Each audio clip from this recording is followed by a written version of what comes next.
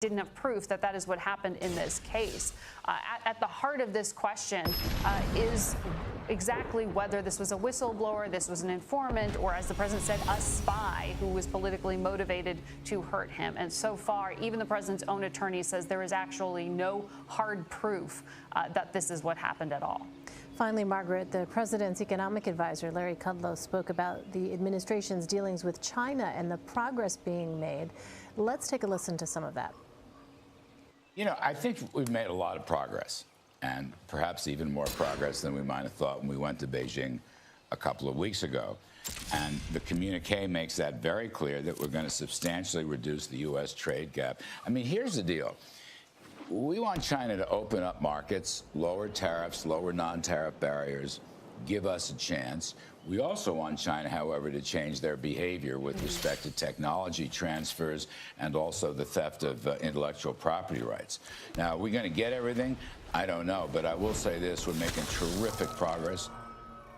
Margaret, what will success in these trade negotiations look like for this administration?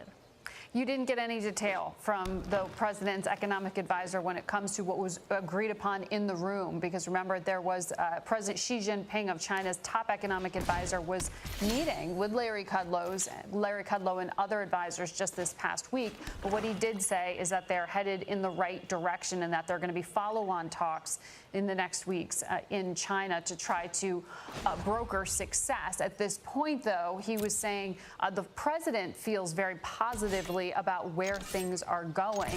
He was leaning into this idea that maybe the threat of a trade war or tariffs won't have to be in place. But all of those tariffs have nothing to do with the heart of the matter that Larry Kudlow sketched out, which was really, he says, the big issue here is theft of intellectual property and access to Chinese marketplaces, specifically for American companies. He's talking about forced technology transfer. What does that mean? That essentially means stealing American companies' ideas and business plans. And he was saying that is really what the real argument is about right now. The steel tariffs, the agricultural tariffs, that's not what he says still needs to be worked out. He was really very much focused on essentially getting China to change its business model. Meantime, a lot of American farmers and manufacturers watching these very, very closely. Margaret, thank you very much. Margaret Brennan in Washington for us. And if you missed today's Face the Nation, you can catch it again right here on CBSN at 6 p.m. Eastern.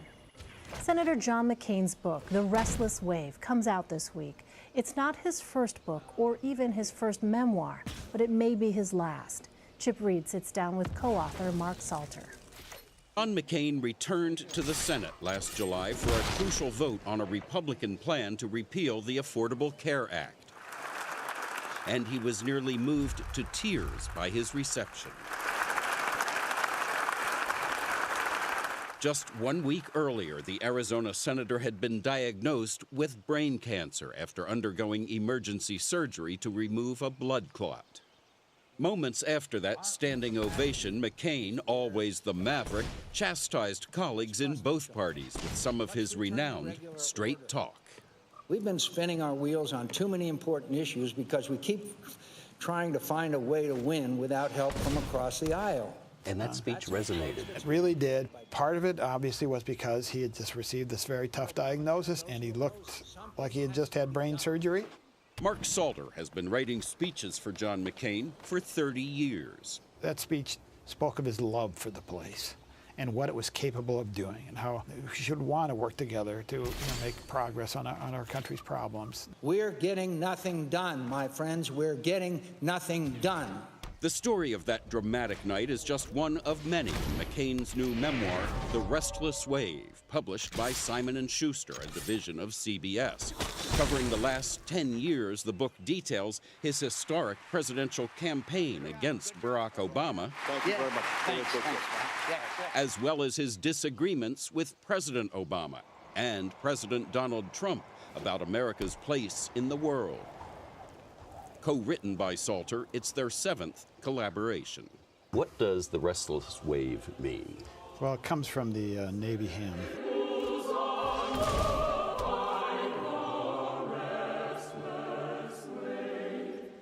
He's a very restless man, as anyone who knows him or has covered him knows, and only God could slow him down, and that's what we thought that was an appropriate title. I don't know how much longer I'll be here. John McCain from the audiobook of The Restless Wave. Maybe I'll have another 5 years. Maybe with the advances on oncology, they'll find new treatments for my cancer that will extend my life. Maybe I'll be gone before you hear this. Do you think this became a different book as a result of the diagnosis? Yes, it did. Much, much different. How so? I don't really want to say it's a last testament because he's fighting hard on sticking around for a while. But he did want to tell Americans how much this country meant to him before he was gone and how much he thinks this country means to the world. The book incorporates key themes from some of McCain's recent speeches, including one in Philadelphia last October that many saw as a direct swipe at President Trump. To fear the world we have organized and led the 3/4 of a century, to abandon the ideals we have advanced around the globe, to refuse the obligations of international leadership and our duty to remain the last best hope of Earth for the sake of some half-baked, spurious nationalism cooked up by people who would rather find scapegoats than solve problems is as unpatriotic as an attachment to any other tired dogma of the past that Americans consigned to the ash heap of history.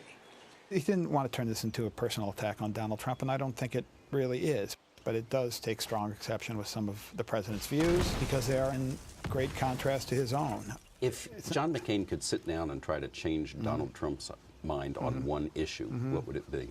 On the importance of American leadership in the world. The world order that's existed for 75 years is worth maintaining. It has made us powerful and wealthy, and it has freed people from tyranny and poverty more so than any other time in history. We have to fight.